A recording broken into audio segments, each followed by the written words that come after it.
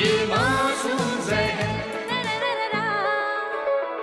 पल में आँखों में आंसू भर लेता, पल में खुशी से है ये मुस्कुराता, गम नहीं करता किसी चीज़ का, ये सबसे उल्फत करता है।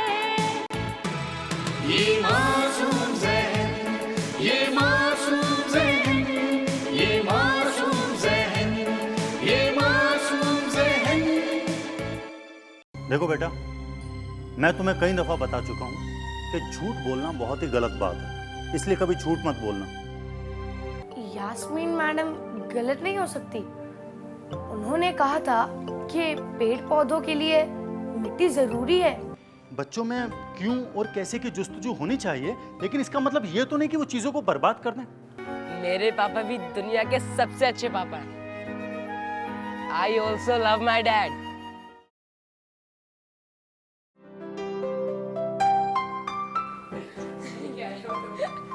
आ गए? आओ आओ, बैठो बैठो बेटा। मैं ये लो, मैं खाओ। आंटी, मैं तो घर से नाश्ता कर कर आया हूँ। चुप कर, मुझे पहले से ही मालूम है तू कितना बड़ा पेटू है। यूसुफ, ऐसे नहीं बोलते बेटा, गलत बात है। अरे अम्मी, आपको नहीं पता, ये बहुत बड़ा पेटू है। स्कूल में भी ना हम सबके टिफिन ऐसे चट कर जाता है और किसी को पता भी नहीं चलता। चलो लो, नाश्ता शुरू करो। लो बेटा, खाओ। अच्छा बेटा, एक बात बताओ, तुम दोनों छत पर क्यों गए थे? बस ऐसे ही। ऐसे ही? अच्छा आंटी जी, यूसुफ तो नीला नीला आसमान देखना चाहता था। अच्छा। अम्मी, एक सवाल का जवाब दीजिए। हाँ, पहले सवाल तो पूछो। सवाल ये है कि नीला आसमान सुबह के वक्त और शाम के वक्त, यानी सूरज निकलते और सूरज डूबते वक्त लाल क्यों दिखाई देता है? तुम्हारे सवाल का जवाब मैं दे सकती हूँ। इस सवाल का जवाब दे सकती हैं? हाँ, मैं इस सवाल का जवाब दे सकती हूँ। तो फिर बताइए। तो सुनो, तुम दोनों गौर से सुनना। जी आंटी जी। बेटा, आसमान का रंग बदलने की वजह है सन रेज और एटमॉस्फेयर। इन दोनों की वजह से ऐसा होता है। तो अब जो मैं बता रही हूँ उसको तुम दोनों बहुत गौर से सुनना। जी, सुन रहा हूँ। तो बेटा, होता कुछ यूं है कि जब दिन के वक्त में सूरज की किरणें यानी कि सन रेज एटमॉस्फेयर से होकर गुजरती हैं, तो उनमें मौजूद मॉलिक्यूल से टकरा जाती हैं और फिर हर सिमत में फैल जाती हैं। और सबसे छोटी वेवलेंथ वाला रंग यानी कि नीला रंग बाकी रंगों के मुकाबले ज्यादा फैलता है और इसीलिए हमें दिन के वक्त में अपना ये खूबसूरत सा आसमान नीले रंग का दिखाई देता है। समझ गए? समझ गया, अच्छी तरह समझ गया अम्मी। लेकिन हम लोगों को तो।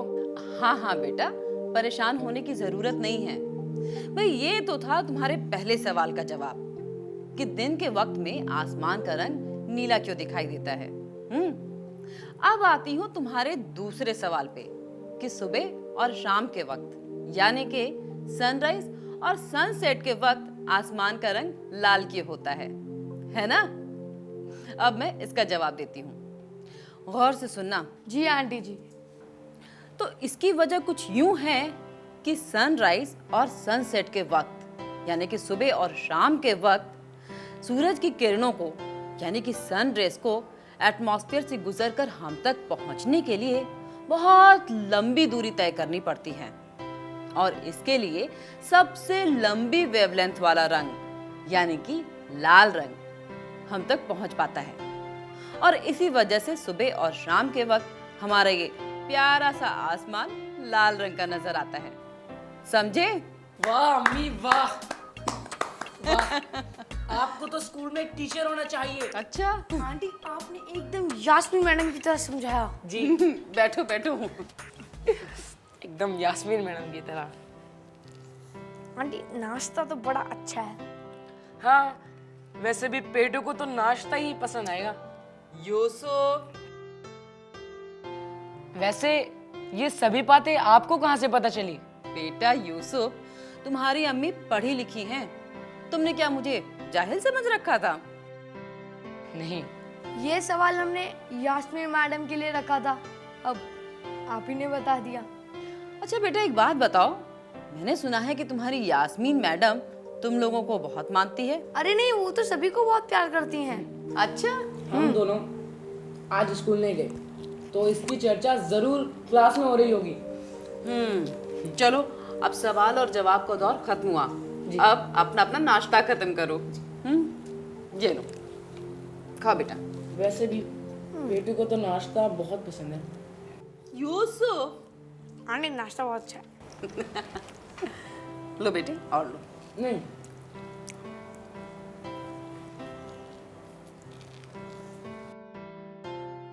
बस अम्मी।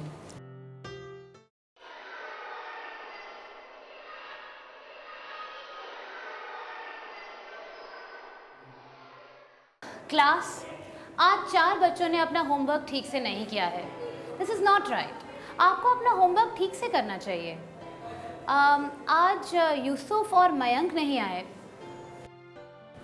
यस मैम, दोनों ही एब्सेंट हैं आज। एब्सेंट होने की वजह क्या है, क्या तुम्हें मालूम है? मैम, यूसुफ को कल चोट लग गई थी। अच्छा, कैसे? क्रिकेट खेलते हुए उसको चोट लग गई थी। ज़्यादा चोट लग गई थी क्या? यस मैम, उसको चलने में भी दिक्कत हो रही थी, शायद इसलिए वो स्कूल नहीं आया। अच्छा, मयंक भी गायब है? मैम, मुझे मयंक के बारे में नहीं पता। बच्चों, मैंने कई बार आप लोगों से कहा है, आज फिर कह रही हूँ, खेलते वक्त थोड़ा ध्यान रखने की ज़रूरत है। अगर आप में से किसी को भी किसी किस्म की चोट लग जाती है तो परेशानी का सबब बन जाता है। आपके साथ साथ आपके वालिदैन भी परेशान होते हैं, इसीलिए प्लीज़ मेरी बातों का ध्यान रखिए। Okay ma'am.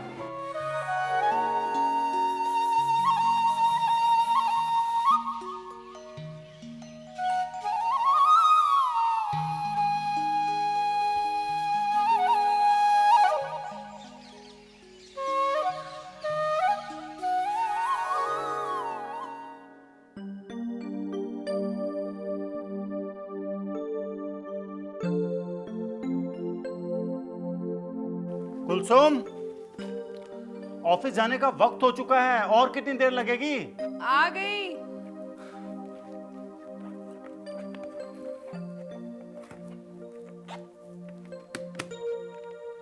अरे प्लीज मेरी बात को समझने की कोशिश करो। मैं कह रहा हूं कि वक्त हो चुका है। हो गया, 1 मिनट। हो गया, 1 मिनट खत्म होने का नाम ही नहीं लेता है। ये लीजिए आपका लंच बॉक्स। थैंक गॉड, मेरा लंच आ गया। और हाँ, इसमें आपके लगते जिगर की कुछ फरमाइश है, ये भी लेते आइएगा। लगते जिगर की फरमाइश? कैसी फरमाइश? उसका कुछ सामान है, आप ऑफिस में तसल्ली से देख लीजिएगा और वापस घर आते हुए ये सामान लेते आइएगा। उसके लिए कुछ भी लाने की जरूरत नहीं है। हर 4 दिन में जनाब को कुछ ना कुछ चाहिए। भाई मैं तो तंग आ चुका हूँ उसकी फरमाइशों से।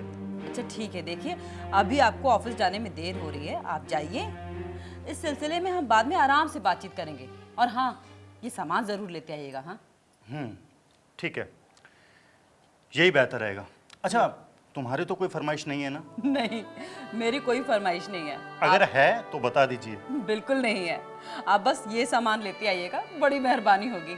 ठीक है, खुदा हाफिज। खुदा हाफिज।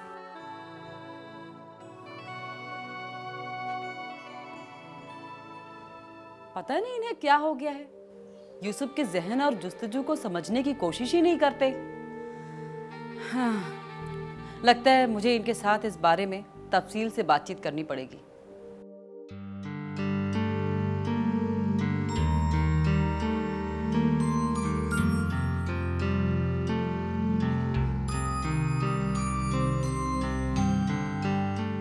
असलम साहब, मैं आपसे कुछ डिस्कस करना चाह रहा था। मेरे दिमाग में एक प्लानिंग चल रही है। ये तो बहुत अच्छी बात है सर। वैसे आप क्या सोच रहे हैं सर? मैं ये सोच रहा हूँ कि इस स्कूल में एक छोटा सा पार्क डेवलप किया जाए। ये तो बहुत ज़रूरी है। और उस पार्क में कुछ पेड़ पौधे लगाए जाएं ताकि हमारे बच्चों को पेड़ पौधों के बारे में जानकारी हासिल हो सके। आप क्या सोचने लगे असलम साहब? सर, इसके लिए मेरी एक राय है। हो सकता है मैं गलत भी हूँ। हाँ हाँ। सर, हमारे स्कूल में बच्चों को पेड़ पौधों की जानकारी देने के लिए हमें पार्क डेवलप करने की ज़रूरत नहीं है, क्योंकि स्कूल में ऑलरेडी पेड़ पौधे हैं और हम उनसे बच्चों को जानकारी दे सकते हैं पेड़ पौधों के बारे में। सर, मेरा ख्याल है कि हमें स्कूल में एक साइंस लैब डेवलप करना चाहिए ताकि साइंस की सरगर्मियों को बच्चों को प्रॉपर जानकारी दी जा सके। आपकी राय से मैं इत्तेफाक रखता हूँ और मुझे आपकी राय बहुत पसंद भी है। बस सर, यही मेरी राय है और ये मेरा निजी आइडिया है, पर्सनल आइडिया है। भाई, आगे फैसला आपके हाथ में है। आप जैसा फैसला करेंगे हमें मंजूर होगा। वैसे साइंसी मालूमात बच्चों को हो रही है ना? जी हाँ सर, मेरी और यास्मीन मैडम की कोशिशें जारी हैं। वो पूरे इन्हिमाक के साथ बच्चों को बुनियादी जानकारी साइंस की फराहम कराती हैं।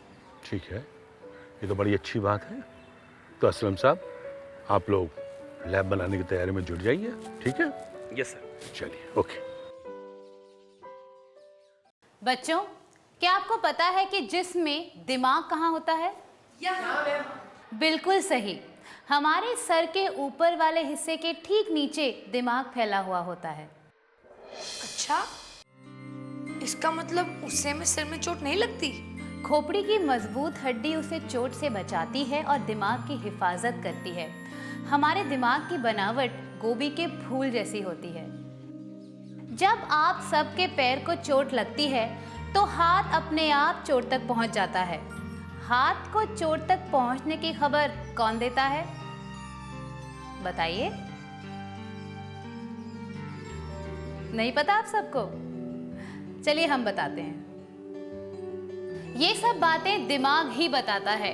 दिमाग उस आदमी की तरह है जो छिपकर बैठकर सारा काम करता है मगर नजर नहीं आता। मैम, हमारा दिमाग तो सर में है, पर पैर पर चोट का लगना दिमाग को कैसे मालूम होता है? और चोट तक हमारे हाथ का पहुंचना हमारे हाथ को इसकी इजाजत कैसे मिलती है? स्टॉप इट, इसमें हंसने की क्या बात है? यूसुफ का सवाल मुझे पसंद आया। अब इस सवाल का जवाब ध्यान से सुनिए। हमारे जिस्म में सर से लेकर पैर तक, हाथों की उंगलियों से लेकर पैरों की उंगलियों तक नसों का जाल फैला हुआ है। पतले धागे की तरह ये नसें दिमाग के साथ बारीकी से जुड़ी हुई हैं। ये नसें टेलीफोन की तारों की तरह जिस्म के किसी भी हिस्से से मैसेज यानी पैगाम को लाती और ले जाती हैं। अब आप लोगों को मेरी बात समझ में आई? यूसुफ, तुम मुझसे बेझिझक सवाल किया करो। तुम्हारा सवाल करना मुझे बहुत पसंद है, बल्कि मैं तो सभी बच्चों से यही उम्मीद करती हूँ कि वो भी ऐसा ही करेंगे। मैम, मैं तो अपने अम्मी अब्बू से भी सवाल ही पूछता रहता हूँ, पर पता नहीं अब्बू नाराज हो जाते हैं।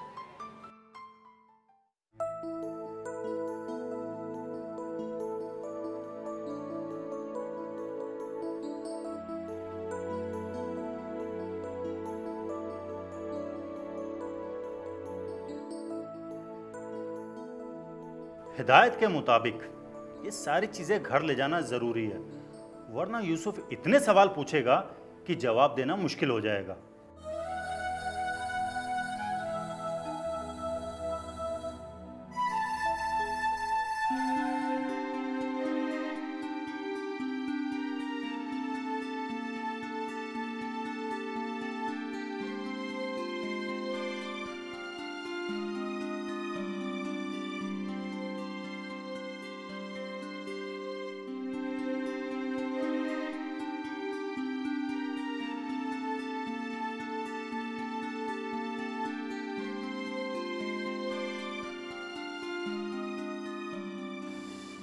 अच्छा, तो तुम यहाँ हो।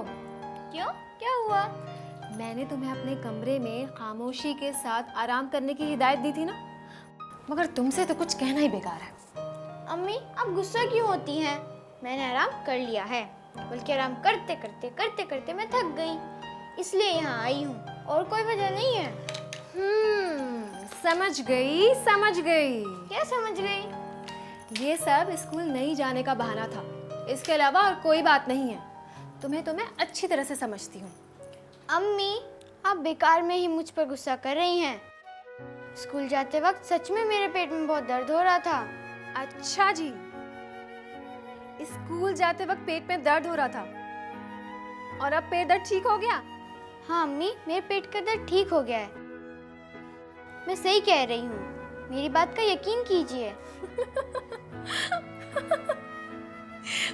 फौजिया, तुम्हारी बातें भी जुदा हैं।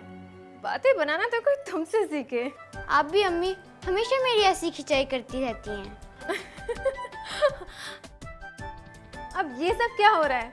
मैं दिमाग की कसरत कर रही हूँ। क्या कहा? मैं दिमागी कसरत कर रही हूँ। दिमागी कसरत समझती हैं ना आप? हाँ, बहुत अच्छे से जानती हूँ। दिमागी कसरत। अच्छा फौजिया, अब एक काम करो, अपना ये दिमागी कसरत का सामान समेट के अपने कमरे में जाओ, ठीक है? फिर कमरे में? हाँ बेटा। ठीक है अम्मी।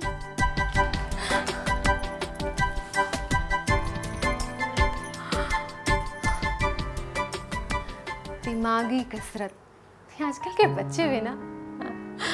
अरे मुझे एक फोन करना था।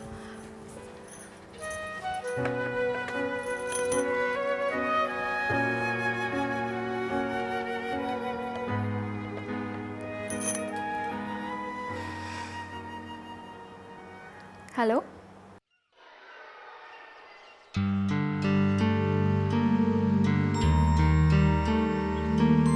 यार आज फौजी एब्सेंट है तो कल आदिल का नंबर है।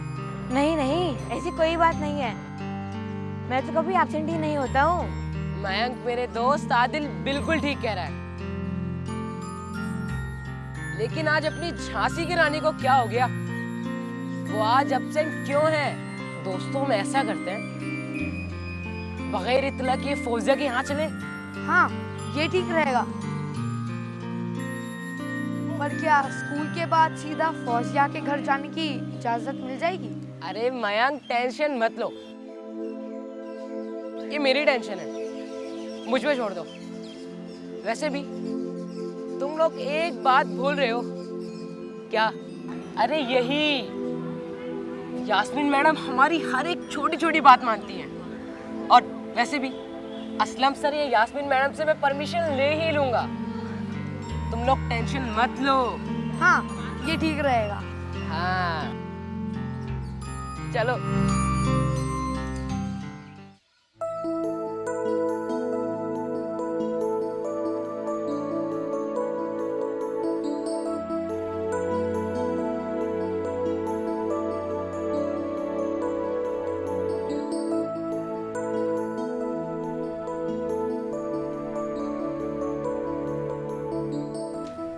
फौजिया, देखो कौन लोग आए। बैठो बच्चों, बैठ जाओ। तो तुम लोग मिलकर बातचीत करो, खेलो, तब तक मैं घर के कुछ काम निपटा लेती हूँ, ठीक है? जी एंजॉय अम्मी। करो। जी फौजिया, पता जब हम लोग तुम्हारे कमरे में आ रहे थे तो हमने पहले ही तुम्हारी अम्मी को ये बता दिया था कि फौजिया को इसके बारे में पता नहीं चलना चाहिए कि हम आ रहे हैं। तब तुम्हारी अम्मी ने बताया कि तुम अपने कमरे में दिमागी कसरत कर रही हो। अच्छा, लेकिन ये तुम्हारा सरप्राइज कुछ ज्यादा ही अच्छा था। पता है मुझे यकीन भी नहीं था कि तुम लोग आओगे। हम लोगों ने सोचा कि तुम्हारे पास चलकर तुमसे मुलाकात की जाए और स्कूल न आने की वजह दरियाफ्त की जाए। वैसे दोस्तों एक बात तो तय है। क्या? यही कि हम सब में सबसे ज्यादा दिमाग फौजिया के पास है, क्योंकि दिमाग वाले ही तो दिमागी कसरत कर सकते हैं। क्यों आदिल, मैं गलत तो नहीं कह रहा हूँ ना? अब हम लोगों के पास दिमाग तो है नहीं, तो हम लोग दिमागी कसरत नहीं कर सकते। साइलेंस प्लीज, मैं अपने टाइम पास के लिए पजल सेट कर रही थी। तुम्हें ना आज स्कूल में प्रेजेंट होना चाहिए था। क्यों, कोई खास बात थी क्या? फौजिया, पता है आज यास्मीन मैडम ने इंसानी दिमाग के बारे में बहुत कुछ बताया। हमारी क्लास का टॉपिक इंसानी दिमाग के ऊपर ही था। कोई बात नहीं, तुम लोग बता देना मुझे। ठीक है, डोंट वरी, परेशान होने की जरूरत नहीं है। वैसे फौजिया, स्कूल ना आने की वजह? सुबह सुबह मेरे पेट में दर्द था। पेट में दर्द था या फिर स्कूल ना जाने का बहाना?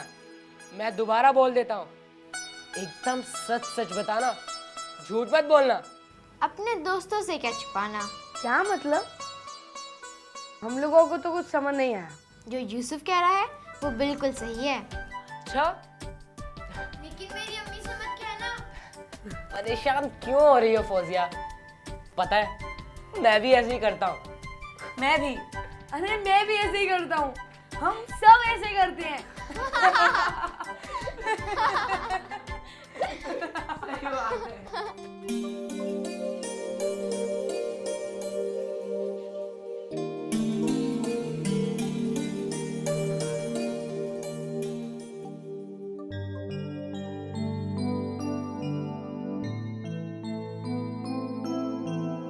जानते हैं, उस दिन मयंक ने यूसुफ के साथ मिलकर बहुत शैतानी की थी।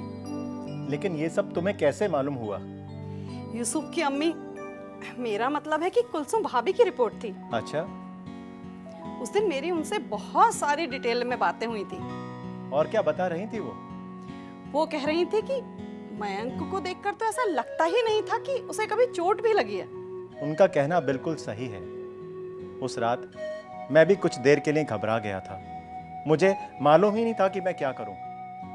लेकिन जब मयंक ने आंखें खोली तब मुझे कुछ राहत मिली, इत्मीनान हुआ कि वो मामला इतना सीरियस नहीं था, एक नॉर्मल वाकया था। इस तरह की शैतानी इस उम्र के बच्चे तो करते ही हैं, इसमें गलत कुछ भी नहीं है, ऐसा मेरा मानना है।